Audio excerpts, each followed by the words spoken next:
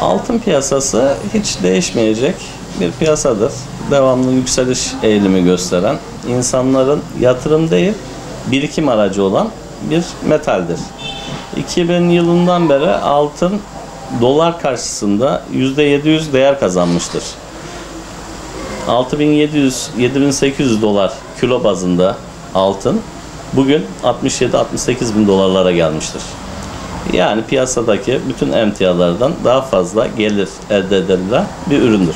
Bence altının ben yükseliş eğiliminde olmasını bekliyorum. Çünkü bu pandemiyle başlayan, daha sonraki süreçlerde de devam eden olaylardan dolayı altın yükseliş eğilimini devam ettirecektir. Çünkü piyasaya hem ülke bazlı hem yurt dışında para sürülmesi altının değerini daha da yükseltecektir. Çünkü hükümetler bu bastıkları paraları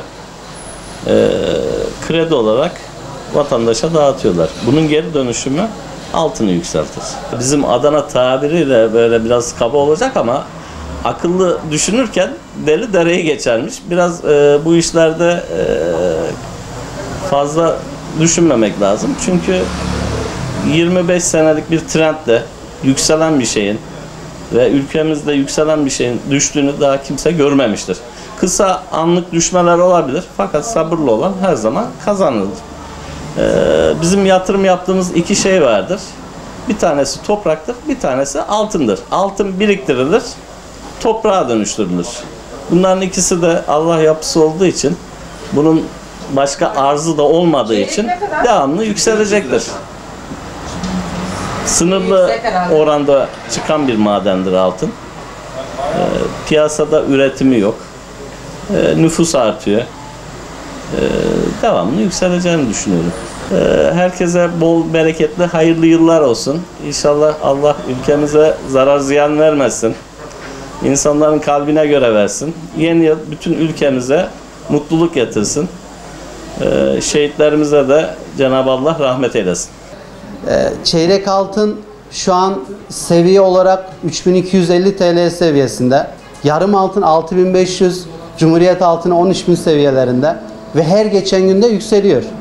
Yani gidişat ne zaman alırsan karlısına döndü artık. Yani bugün alırsan bugün karlısın. Alım gücü varsa, alabiliyorsa, bir çeyrek de olsa ne zaman alabiliyorsa karlıdır. Benim şahsi fikrim yükseleceği kanaatindeyim. Çünkü her geçen yıl yükselerek devam ediyor. Yani düşmüyor. Düşse bizim de işimize gelir. İnsanların alım gücü olur. Ben satarım, daha fazla para kazanırım. Ve insanların da alım gücü olduğu sürece herkes bir şekilde ekmek yer, iş yapar. Sonuçta her geçen gün dükkan kirasıydı, elektrikli, suydu, vergiydi, eleman giderleriydi, her şey artıyor. Bunları karşılamak için bizim de satış yapmamız gerekiyor. Ondan dolayı ne kadar düşük olursa bizim de işimize o kadar iyi gelir. Yükseliş esnafın işine yaramıyor tabii ki. Yani nasıl yaramıyor? İnsanlar alım gücü düşüyor.